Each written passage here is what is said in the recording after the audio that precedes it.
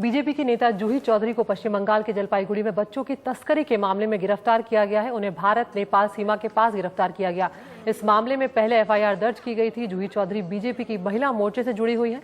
उन पर अनाथालय के जरिए 17 बच्चों को बेचने का आरोप है।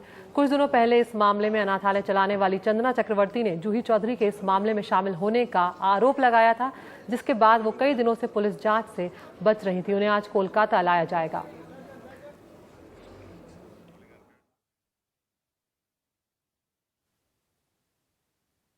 ये मैं कह सकता हूं कि पश्चिम बंगाल की सरकार, उनकी पुलिस, वो सरकार की तरह काम नहीं करते, पार्टी की तरह काम करते हैं। वहाँ के थाने पार्टी के कार्यालय बन गए, वहाँ के अधिकारी पार्टी के कार्यकर्ता की तरह काम कर रहे हैं। इसलिए उनके इन्वेस्टिगेशन पर मुझे शक है। क्योंकि भारतीय जनता पार्टी का कार्यकर्ता अगर इन्वॉल्व होगा तो निश्चित रूप से हम लोग उसके खिलाफ कार्रवाई भी करेंगे और हम उसके साथ खड़े नहीं होंगे। पर पश्चिम बंगाल की सरकार पर हमें विश्वास नहीं है। और हमारे साथ सौरभ गुप्ता भी मौजूद हैं। हम रूपा गांगुली जो कि वहाँ की नेता हैं उनकी भी बात सुनाएंगे। तो पहले सौरभ के पास चलते हैं। सौरभ, आप बताएं कि इस समय जो केस दर्ज किया गया है उस केस में किस किस का नाम आया है और क्या ये मामला सिर्फ एक कार्यकर्ता तक सीमित है या बंगाल की पुलिस ये मानती है कि इसके तार और ऊपर तक है?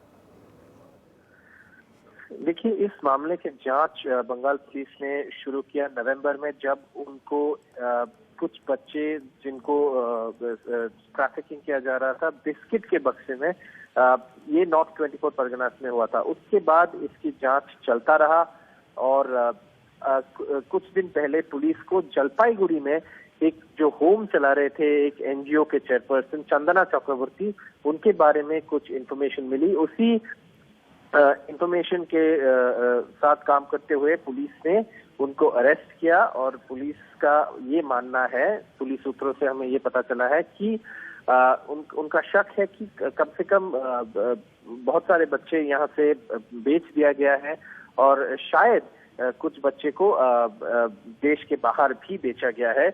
और पुलिस अभी इस मामले में जांच भी कर रहे हैं। लेकिन ये जो होम था, जो जहां से इन बच्चों को पुलिस के मुताबिक लेके बेच दिया जाता था, ये होम चंदना चक्रवर्ती चलाती थी। और पुलिस का ये मानना है कि बीजेपी का महिला मोर्चा का जो नेता है जूही चौधरी, वो चंदना को इस होम के जो क्लियरेंसेस है, जो कागजात है, जो परमिशन जरूरी है, उस मामले में हेल्प कर रहे थे। और उनका ये भी मानना है कि जूही चौधरी, जो अब तक पुलिस का ये कहना है कि पुलिस के सामने नहीं आ रहे थे और कल उनको अरेस्ट किया गया, वो रूपा गांगुली के टच में थे और साथ साथ कैलाश विजयवर्गीय को भी के टच में थे, ताकि वो चंदना चक्रवर्ती को इस जो होम है जहां से पुलिस का मानना है बच्चे को बेचा गया था, उस होम के जो परमिशन है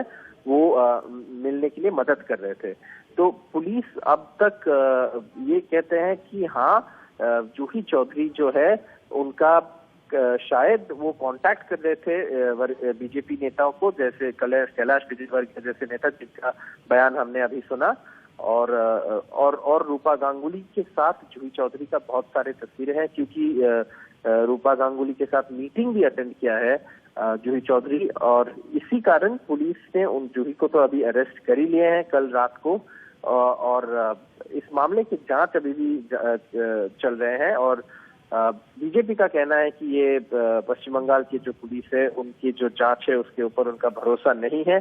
पश्चिम बंगाल पुलिस का कहना है कि इस मामले में अभी जांच चल रहा है और जूही चौधरी, जो अब तक पुलिस के सामने नहीं आ रहे थे, उनको भी अरेस्ट कर लिया गया था।